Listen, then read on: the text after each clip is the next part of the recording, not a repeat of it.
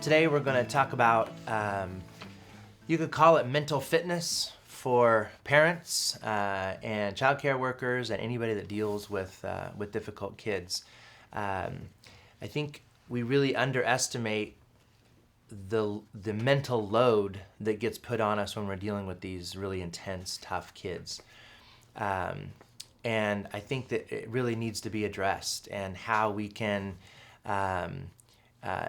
create more durability, mental durability, and to control that conversation we have with ourselves around what's really going on. What makes it so hard is that when you love these kids so much and want the best for them, and then they return this abuse toward us because of the pain that they're in, the trauma they've had, the projections they put on us, just the internal turmoil that we are the brunt of daily, oftentimes. That takes a toll on us mentally, and I think we need to be mentally fit. It's not so much mentally tough, but mentally fit. And what can we be doing to be mentally fit? You know, we all get down, I'm sure. If you care, you get down. If you don't care, you're just like even keel the whole time, right? Because nothing's really affecting you, not really penetrating you. But because you care so much, it hurts when kids talk back to you and abuse you and stuff. And people say, well, how do you keep from taking things personal? Well, if you're human and you're really in this for the right reasons, you're going to take it personal from time to time. Now, I don't mind people taking it personal to an extent. Obviously, we don't want you rocking in a corner, traumatized by it. But it shows that we're human. It shows that we care, and I think the kids need to see that their behaviors affect us.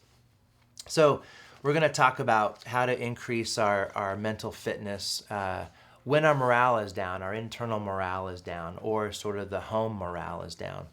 So I'll start with just a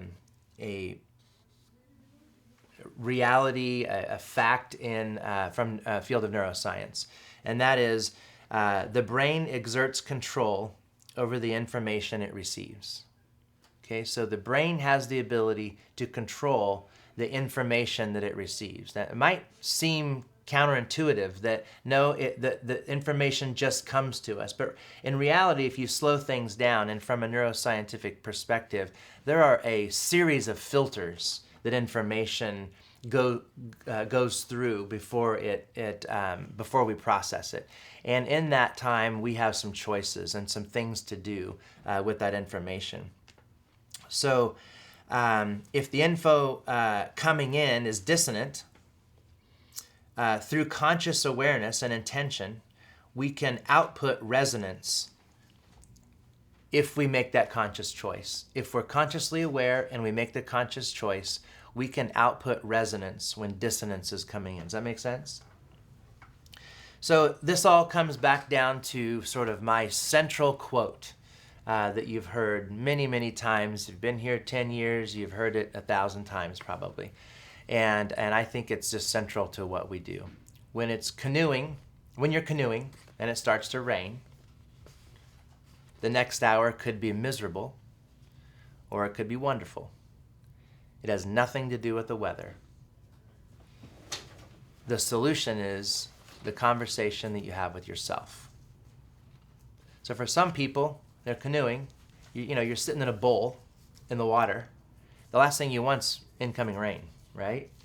So that could be like, oh no, this is a disaster. But for some people, it would be like, this is awesome. This would be really cool. I remember when I ran cross country when I was in high school. I loved it when it rained. I ran so much faster because it just lifted my spirit. I love rain. It makes me feel good. And so when my feelings were up, my performance went up, and I really liked it. So it's really just a perspective. And so another quote, the mind is its own place, and in itself can make a heaven out of hell and a hell of heaven. So where we spend time in our minds dictates the quality of our lives. I mean, really, mental health is the quality of conversation we have with ourselves, right? That really dictates mental health. Depression, depressogenic thinking is a certain type, a certain brand of thinking where we can't see hope. And everything that comes in is twisted around to dark and resentment and sadness and depression and lack of belief and so on. And that's definitely a sort of a filter.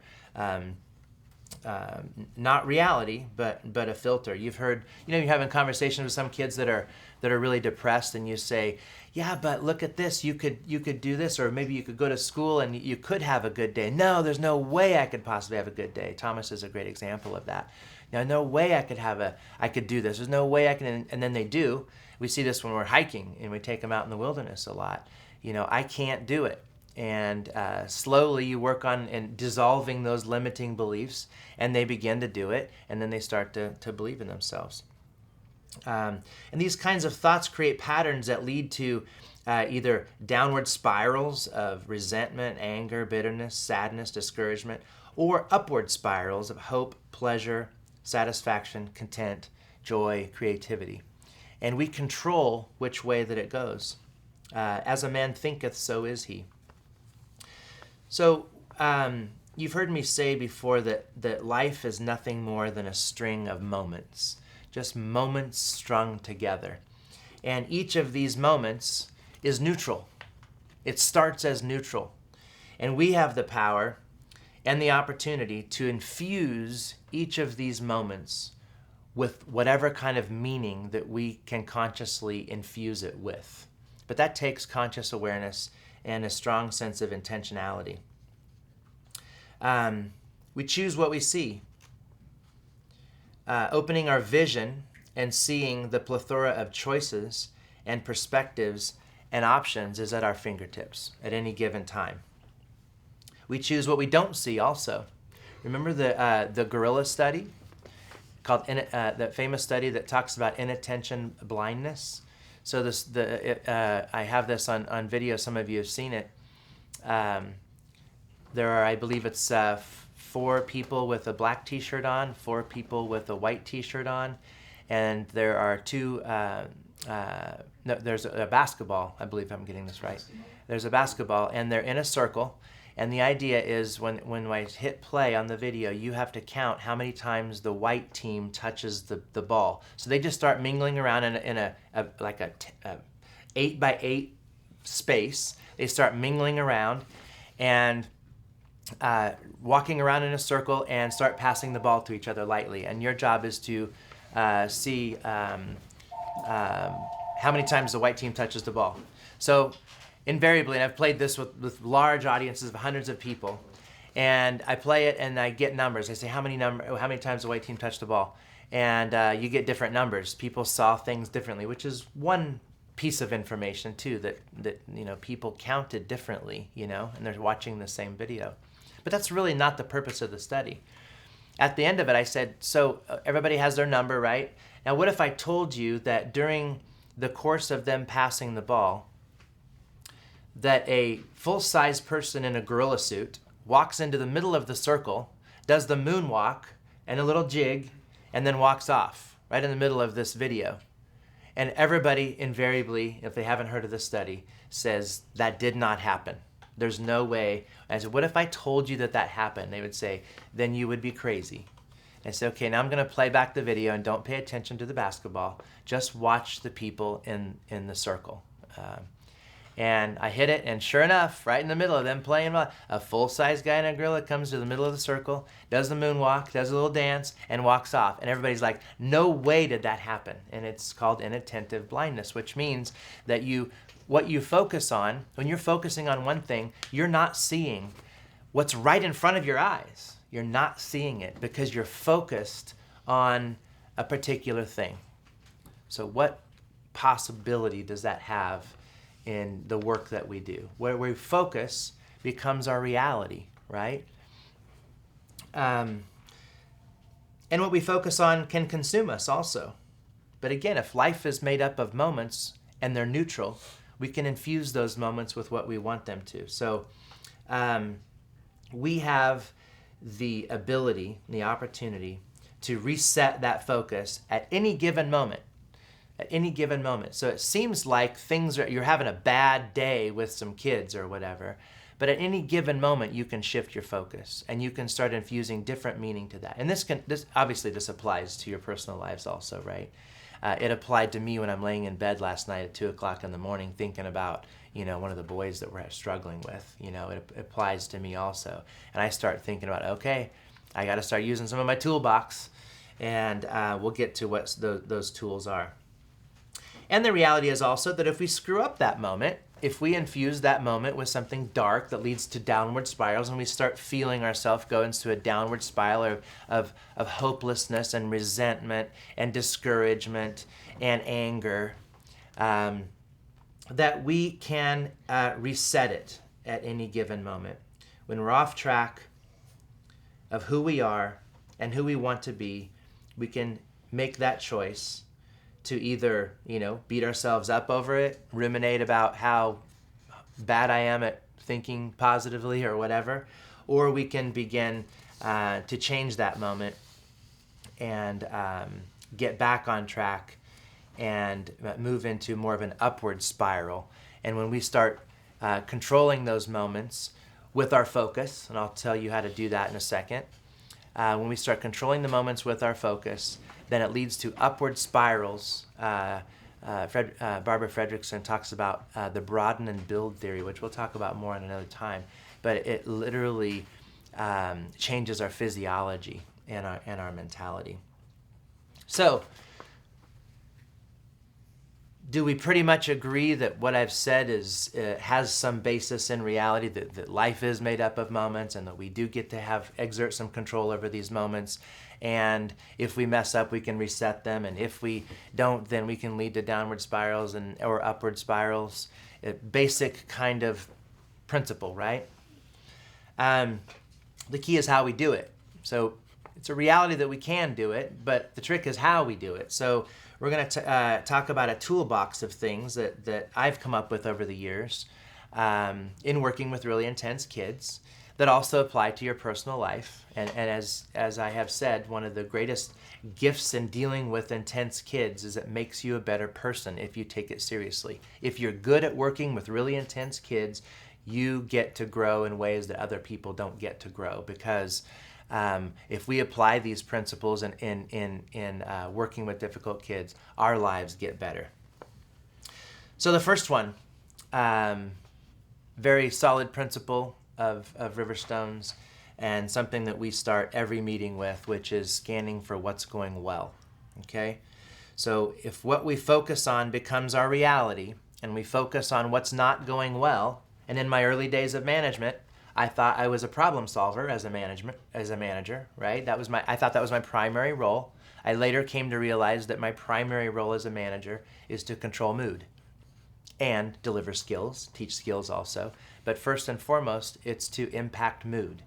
I used to think it was to solve all the problems, and I was not a very happy manager with that mentality either, because you can't solve all the problems, and you're constantly dealing with problems. So you start a meeting with, what's going wrong here? All right, let's solve these problems. You get to work here and solve the problems. And then all of the people that I was working with, my staff, would start talking about all the kids and what all they were doing wrong. And then I would be charged with coming up with solutions for all of these things, which is a very difficult thing to do. I later then learned that mood is a very important part, and so now we change our focus and start every meeting with what's going well. And when I start feeling badly in my own life and start feeling my emotions being impacted and dark and cloudy, that's exactly what I do. I start journaling about what's going well and what I'm grateful for.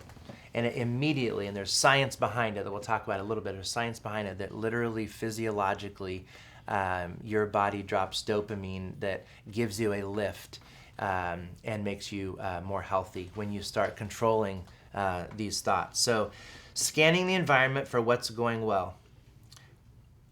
What is the truth of the moment? Choosing to see what's going well. This is much different than positive thinking, by the way. Positive thinking says what could be. Seeing the truth of the moment is seeing what truly is, what is going on in the moment. So with the most intense kids, at any given time, if you hold a counter in your hand, a counter in each hand, And with the most intense kid, you start clicking during the course of 4 hours of any given day, you start clicking what's going well and what's not going well. At the end of that 4 hours, if you're doing it correctly and you're truly identifying what's going well, and that means when they're being appropriate, so being calm, being silent, being focusing or eating, not bothering their sibling or their housemate or whatever, that's being successful. So you're clicking quite a bit. Now you have to see these things in order to click it, right? You don't see it. You're just kind of sitting here waiting for something to go wrong, and then the kid does something inappropriate, and then you click it, then that's going to change the focus of things, right? So being able to see it is the first thing. But if you're able to see it, at the end of that 4 hours, you're going to find that even with the worst of kids, that they were far more successful than they were unsuccessful.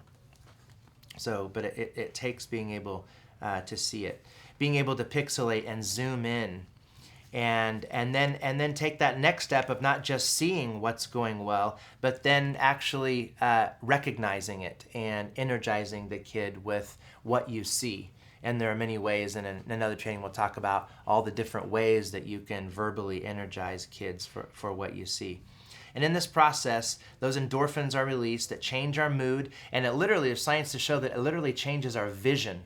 Our peripheral vision is wider when a person is focused on positive things and what's going well than it is when negative things. We get less constricted, and literally our vision gets more colorful. And it's sort of like when you fall in love. Studies show when you fall in love, colors are more vibrant. Literally, they're more vibrant. You see things that you didn't see. You start noticing beauty in ways that you haven't seen. Why is that? Because your body's pumping a lot of dopamine and other positive endorphins in your body, and you're just living life in a much fuller sense.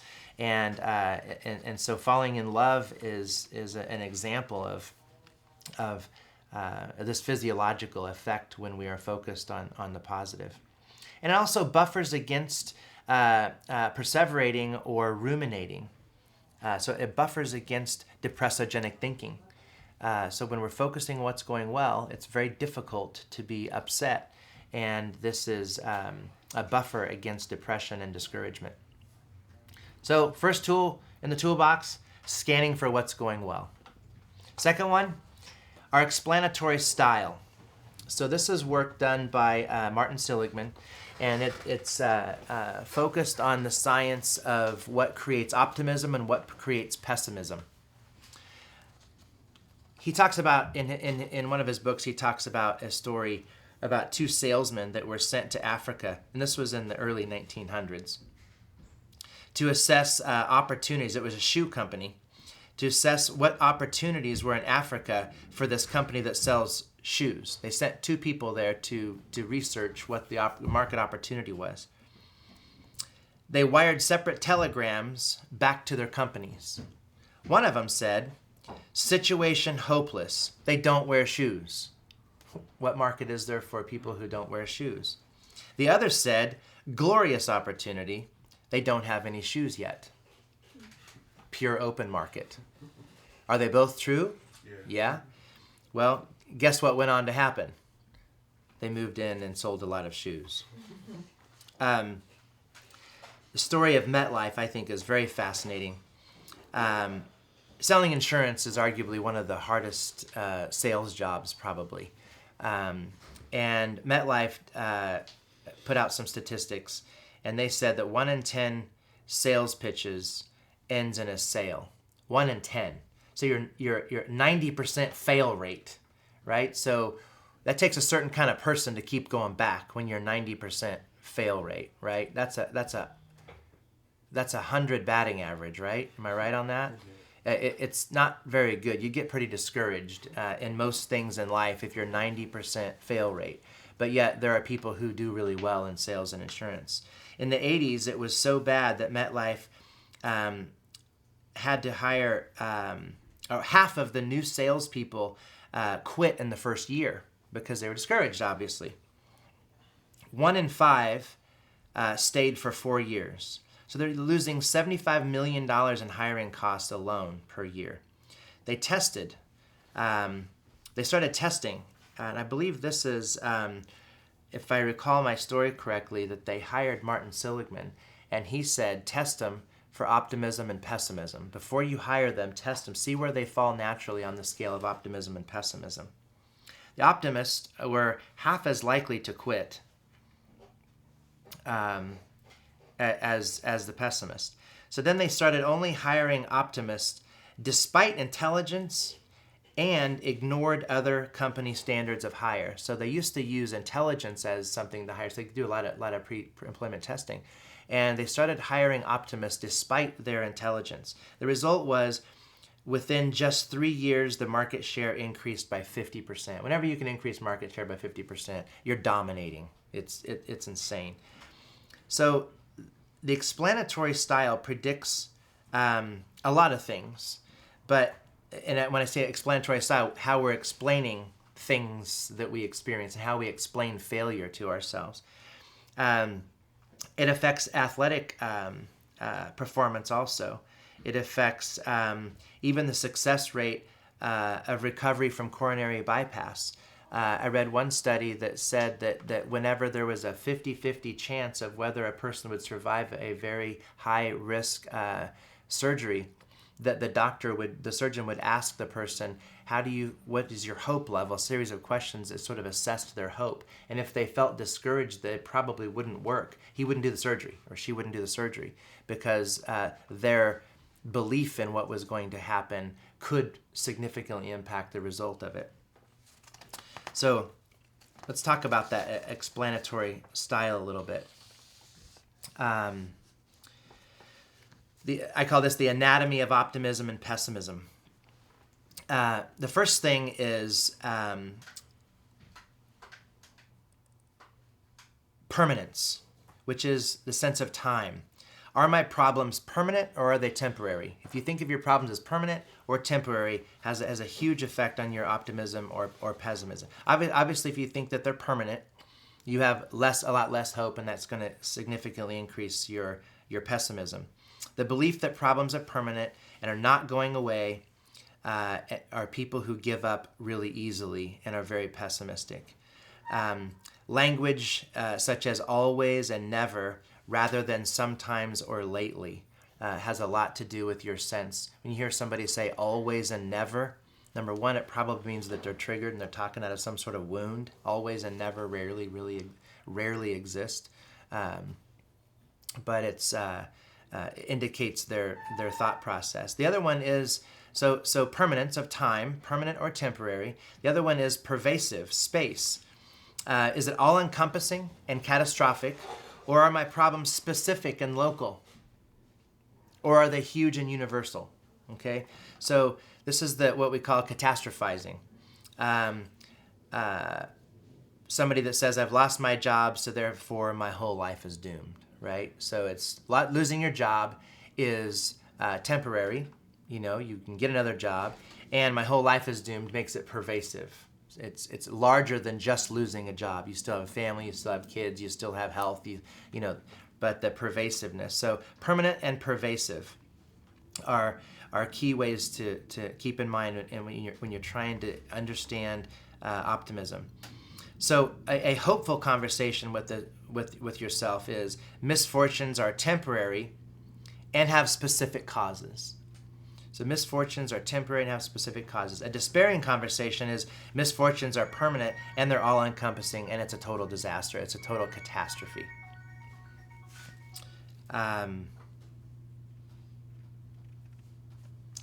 Another way to say it is the problem is permanent, it won't change, and it ruins everything. My life is horrible, what a disaster. An optimistic, hopeful conversation would be, my problems are hard, but won't last, and this is just one area that is difficult.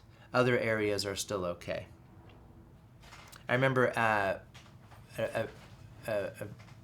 point in a staff meeting that Aaron said something that was very, very powerful, and he said it with great emotion, and I don't know if you remember this, but he said, when we have tough kids, I see it as my time to be a hero. This is our time to shine. This is what we do best. The good kids don't need us. The tough kids are the ones who need our best. I thought that was just a great way of, and we were talking about how kids were really, really acting up and really struggling. And he said, I see it as a time to be a hero, a time to shine, and a time to do what we do best, and to see it not as a failure, but that this is our opportunity, sort of like the shoe salesman, Oh, these kids are driving me nuts. They're just going crazy, and nothing seems to be working. Aaron said, they don't have shoes. This is a great opportunity. That is a pure optimistic statement when we're talking about tough kids. It's our time to shine. It's our time to be a hero. This is what we do best. Let's go for it. Let's roll up our sleeves, I think you said, and let's get to work. All right, so second tool in toolbox. First one was what's going well, scanning for what's going well. Second one was controlling and diagnosing our optimism, pessimism, and using the concept of permanent or pervasive, temporary or permanent, and specific or universal. Second one is fun and humor. There's a lot of science behind fun and humor. And specifically, I want to hone in on the science behind smiling. It's actually pretty powerful. Our thoughts and actions changes others' thoughts, actions, and even their physical realities. So our thoughts and actions change other people's thoughts and actions. People imitate what they observe in others. Here's an example, and this has to do with what's called mirror neurons. If we're hooked up to a functional MRI that's watching our brain, and we smile, or if we're hooked up and I smile, a part of my brain lights up, and the technician watching the fMRI can see that I'm smiling based upon what part of the brain lights up. Pretty fascinating science that's relatively recent. If you stop smiling, so let's say that I stop smiling, and let's say there's a curtain between me and the technician watching my brain. If I stop smiling and then you walk by and you smile at me, my brain lights up as if I'm smiling. So the technician behind the curtain thinks I'm smiling, but really I'm just looking at you smiling at me. So my brain acts like I'm smiling when actually you're smiling. So that's pretty powerful if you think about it. Like, we really have the impact to change somebody's brain functioning by something as simple as smiling. And we can take this with a lot of other things too, but something as simple as a smile. Your brain doesn't know the difference if you're smiling or if somebody's smiling at you. And when you smile, it drops dopamine into our system. We talk about that dopamine dump also, which is extremely healthy, and it affects our mood. Yeah. Is this like when you smile back, or even when you don't smile back? Is it sure?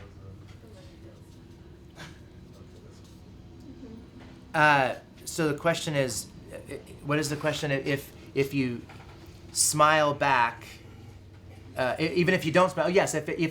So the study says if I stop smiling, my brain, and then you come by, and the fMRI shows that I stopped smiling, and then you come by and smile, and even if I don't smile, your smile impacts me. And this is also called, with smiling, it's really interesting, it's called affective afference, which means that the path signals are from the muscles in the face to my brain. Unlike the usual, what's called the efferent pathway, which is from the brain to your muscles. So you normally tell your muscles what to do, but in smiling, it's reversed, in that when you smile, it actually tells your brain to do something different, when normally it goes the other direction. And smile is one of those really weird things that is sort of the opposite. So do you know that, given this neuroscience, that they train telephone operators and telephone salespeople to smile when they're on the phone, because they can also detect it in their tone of voice when a person is smiling, that people can detect it. There's been a lot of research on that also. And then another study showed that because of this affective afference, that when we smile, it affects our brain. You can trick your brain also by putting a pencil in your mouth, because it makes you have a smile shaped face, and your brain thinks that you're smiling, so it releases dopamine. This isn't my idea. This is the science thing. So there was a company that actually had people walk around with pencils in their mouth to affect the morale, and they did some studies on it, and it was actually effective. It sounds crazy. It really shows the power we have in influencing others. This mood, and that mood impacts the visual cortex, and then also we see clearer. The colors are more vibrant. Our peripheral vision is expanded, as I mentioned earlier. So another study talks about one person that transmits a signal that can alter cardiovascular function, sleep rhythms, immune system of another person. It triggers the surges of oxytocin, serotonin, and dopamine, and counters the effects of cortisol, which is a stress hormone. And high levels of stress hormone impact heart disease and so on. So smiling and how we behave around other people can affect their physiological function. I think it's enormously powerful. And so you think about that when you're dealing with an intense kid. Now, it doesn't mean that we just have this sort of force that we can just, control a kid's mood. But how we walk around the house impacts things. Have you anybody grow up in a home where one of the parents was just very dominant in their mood? And whatever that mood was, the whole house took on that mood. I mean, pretty much everybody has that situation in some ways. And it could be in a positive way also. If your mom or dad was just super happy and positive and fun, it affects things, right? What if mom or dad came home from work every day and they were miserable because they hated their job? How would that affect the family? Would the kids feel it? Would it change their behavior? Yeah, they're not immune from it. So that's just a small example. When we're dealing with intense kids, one of the reasons why I think Riverstones is so successful is because of the type of people that you are. Aaron's laugh vibrates the studs of the home, and it is positively impacting, and you can't not be affected by his laugh, so that laugh is contagious. It doesn't make you necessarily laugh, but when somebody else is really happy in the room and everybody else, that dominant emotion. There's another study that put a group of people in a room and tell everybody to not express any mood or make any faces, and you can't do that. So sort of a trick that you actually end up over time, you end up doing something, and the person who kind of breaks it and does something, whether it's snickers or smiles or sighs or whatever, then they do questionnaires after the study, and whoever had the most dominant expression of mood, the others took on that same mood, even when it's the subtle, when they were told not to express mood. I've also done many studies of supervisors, and they do questionnaires about their mood, and they'll go have a staff meeting, and if the supervisor was very dominant and very negative, then they do questionnaires and it affected their mood, and then that mood affected their job performance, and then they tested it the opposite with positive managers and so on. So this contagion that we have, this mirror neuron, is extremely powerful. So I can go on about fun and humor and the science behind that. There's books written on fun and laughter and how laughter affects our bodies and things like that physiologically, and how it impacts the culture and the people that we're around. But I'm just going to focus on the smile at this point. One little intervention that you could take with you, they actually implemented this in a hospital, and they did a study, and it increased the morale. It's a really significant percentage. And also in this hospital, the ratings of the patients and the visitors of the hospital increased. And here's what they implemented. They told the employees, if you walk within 10 feet of someone, smile at them. If you walk within 5 feet of them, say hello. That's it. That was the intervention.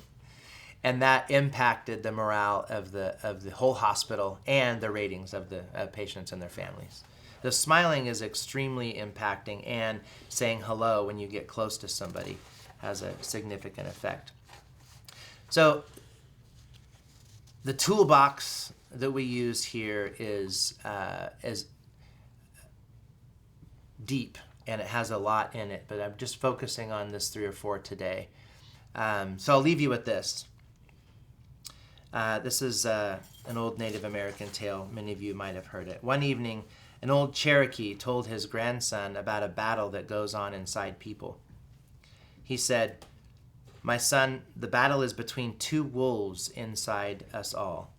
One is negativity, anger, sadness, stress, contempt, disgust, fear, embarrassment, guilt, shame, and hate.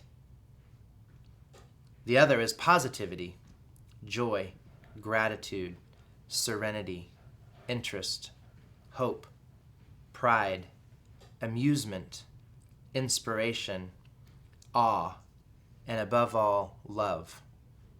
The boy asked, "Well, which one wins?" And the old Cherokee said, "The one you feed." What is the feeding? It's controlling those moments, infusing meaning into those moments, controlling what we focus on. Where we focus on becomes our reality, right? And so when we're struggling, and when we have kids that are intense and abusive and disrespectful and unappreciative, don't forget that we have the power of what we're going to focus on. Okay, so we say we have one kid, and like last night, there was a kid that was, hell bent on making everybody miserable. There are 5 kids that are not, and I saw you talk about them today. When I asked you what's going well, I noticed that you all didn't just talk about the kids that are doing well overall. You also talked about the kids that were struggling, that showed success at some things.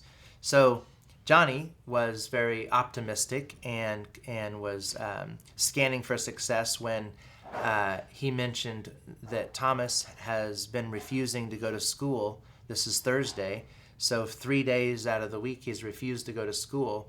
And today he did, and he was celebrating that. And that he focused on his homework. He's been resisting school. School is the biggest issue with this kid. And he was scanning for what's going well. Overall, I didn't say with Thomas, I said, what's going well? And he said, I'm going to talk about Thomas, and Thomas has been very difficult this week. And he's scanning for success, even with the difficult kids. So practicing that, exercising that muscle is what's going to, number one, and most importantly, make you happier. And that is the first thing that needs to happen here, is that you need to like what you're doing and control your own mood, so that number one, you like your job, and that you're buffering against cortisol, because no one needs a job that makes them unhealthy, right? You need to be healthy, and no job is worth heart disease, right? So you get to control that with what you choose to focus on. Life is made up of moments, and they're neutral. And we control what we're going to do with that moment. And when we mess it up, we can reset it just as easily from the beginning. We can reset it back to neutral, and we can reset it into the type of space that we want to focus on. And keep in mind that how and when you do that affects all of those people around you. And people in your life that when you're around them, they suck the energy out of you, right? They just pull energy out of you, and you're just going, gosh, why am I continually around this person? I guess it's because I love them, but I just feel so down when I'm with them. Maybe you're trying to help them. And then those people that, man, every time I'm around that person, I feel better. Every time I have a conversation, I feel better. Those givers and the takers. And now, just with a few little tidbits of research, we can see that we're actually physiologically affecting people with what we do with our moments. So now take that and then translate it to the kids, right? So, and dealing with traumatized kids and how we can affect them, how we can affect their mood. Why kids do well at Riverstone? There's a lot of reasons, but one of the primary ones is that the kind of people you are, the fun that you create, the ability that you have, the skills that you have to scan for success and to complement, not just correct, not just redirect. Yes, it's a part of the job, But that's not all we do, and that's not the magic, that's not the power of what we do. The power of transformation is about seeing the kid differently than he's ever been seen before. And that takes choice, it takes vision, it takes consciousness and intentionality of choosing those moments to do that. Comments, thoughts? What's going on in your head right now? I'm just gonna smile more. Yeah, Smile more. I'd like that. Doesn't it feel good when you come in the house? And Nick does that all the time too. Nick smiles every time I see him. He shakes my hand and he smiles. I like that. I really like that. It lifts me up when people do that. They say even when you're depressed, first thing to do when you wake up is to, even if you can only put on a happy smile like Yeah. this, Yeah, that helps. it does. And there's science behind it. It isn't just some little Stuart Smalley sitting in front of a mirror. Remember I'm too old for this, right? Saturday Night Live, Stuart Smalley, I'm good enough, I'm smart enough, I'm doggone it, people like me. It's not just that cheap little daily affirmation thing. It actually has science behind it. You're affecting your physiology when you fake a smile in the mirror. Science, man. Can't argue science. You know, it's one of those things. It's like we think of that being in a good mood is optional. You know, like if you're not in a good mood, that's just life. You know, Yeah. But in this kind of setting, it's almost mandatory. You know, we just come into work in a good mood, and we're kind of programmed to like our jobs here and to Right. come in like that. You know what I mean? But in life, it's kind of optional. You know, like oh, I don't have to. You know, something rubbed you the wrong way. You're like, well, I don't have to be happy today. Let's be pissed off today. You know, Right. You know what I mean? Yeah. And we also talk when you say I'm just in a bad mood today, Yeah. as if it's just something that is external to us, and we don't have any control over it, and it's sort of like a temperature, you know, like it'll go away eventually, you know, as if we don't have any power over it. And you know, I don't also want to promote that it's never okay to be sad either, right? I mean, we have to, in life, experience the full range of emotions to be fully alive. Being sad or being down is information for us. You know, what's going on, and it's something for us to chase the answer to, because it's very revealing for us. So this really isn't, we have to be very careful. And I'm not trying to promote some sort of superficial positive thinking sort of cult here. You know, this is really about being alive and experiencing the full range of emotions. But even for the depressed person, you can dissect, you know, depressogenic thinking. And you can also talk about where it comes from, you know, and we know where this stuff comes from. It comes from trauma, and it comes from the way we were raised, and it comes from how people talk to us and the beliefs that we formed about ourselves and the world, and how we're impacted, how what we expose ourselves to, what kind of comedy we watch, what kind of TV we watch, if we watch 24-hour news all the time. You know, these affect us, you know.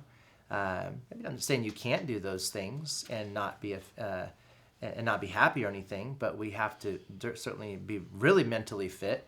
I mean, I challenge you to sit in front of any 24-hour news channel for 4 hours, and let's have KJ do some pre-testing on your mental status, and then watch any 24-hour news channel, right or left, I don't care, and then have her test you afterwards and see what your opinion of this world and hope and life. You know, some people might be able to you know, if they really have a strong sense of optimism, come out okay. But most of us are going to go, God, this world sucks, you know, because that's all they do is feed you what's wrong with no solutions. I was thinking about this weird, like, very far-fetched study I heard a while ago.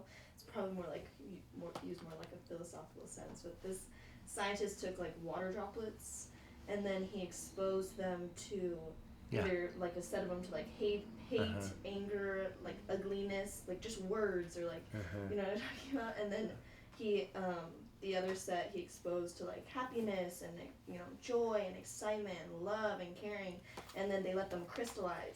And the ones that were exposed to all those hate words, they weren't symmetrical, they were kind of discolored, they were disfigured.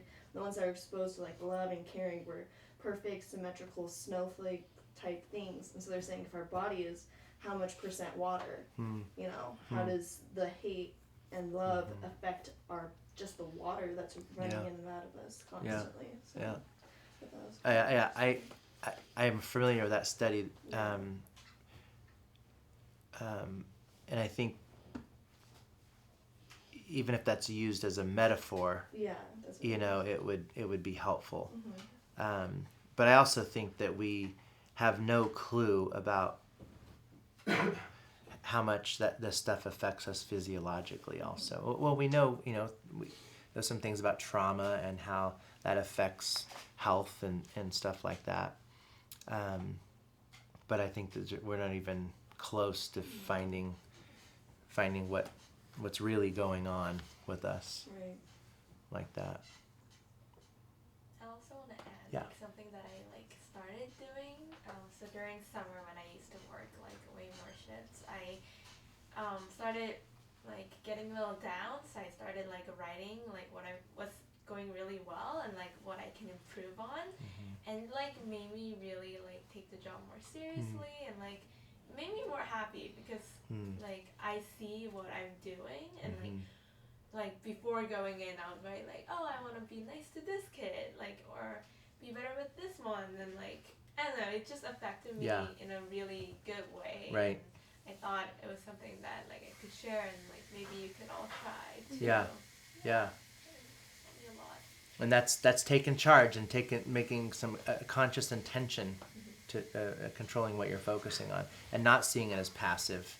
But, you know, another way of describing mental health is, you know, healthy people, happier people have an internal locus of control, meaning the location of their sense of control in their lives is internal. Like, I affect the outcome of my life based upon what I do with myself. And then people that are tend to be less happy and depressed tend to think they have an external locus of control, means the location of control of their life is outside of them. Money, politics, people, the world, weather, you know, it all is on the externally, and I'm a victim of the external forces. And the internal locus of control says I actually have control of those things.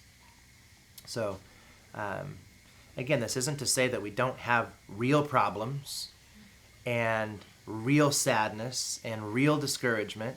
That's very real. It isn't just something we should say, oh, just go journal and you'll feel better. No, if you have a death or you have relationship problems or if your kids are being difficult, it's truly difficult and stressful. And what I'm saying about this is not to just do the stuff to make those things go away, but it's to put it into perspective that we have other options also. So when you're going through relationship problems or a death of a parent or a spouse or something like that, you know, for instance, in grieving, studies show that if you focus on what that person gave to you and how they positively impacted you, your grieving you move through grief a lot faster than if you focused on, oh my gosh, what am I going to do without this person? I can't imagine not being able to call them. I can't imagine them being gone. My life's going to be so much more difficult without this person. You're going to grieve more and longer and more difficult. But if you say, wow, I was really grateful to have a father like this, and appreciate the time, then it moves differently. So that can be with any relationship that changes or moves or passes. I have a friend who specializes in divorce, and he's a therapist, and he specializes in divorce, and he brings them together, and all he lets them basically talk about is what they gave each other in life and how they impacted each other positively and the good times they had and the good memories, and then they end up not needing all the lawyers because there's gratitude there, and they can settle things differently, and they can feel better about, well, the relationship's ended, you want it to end, I don't want it to end, but at least we had all of these things during our marriage. I'm still pissed off at you, and I'm still mad at you for cheating on me and leaving me or whatever, but I am grateful for those good times, and it's not all consuming of the failure aspect, which is oftentimes what, you know, divorce is. So again, it's about that balance and control. Not just being overwhelmed by the negative and focusing on other things.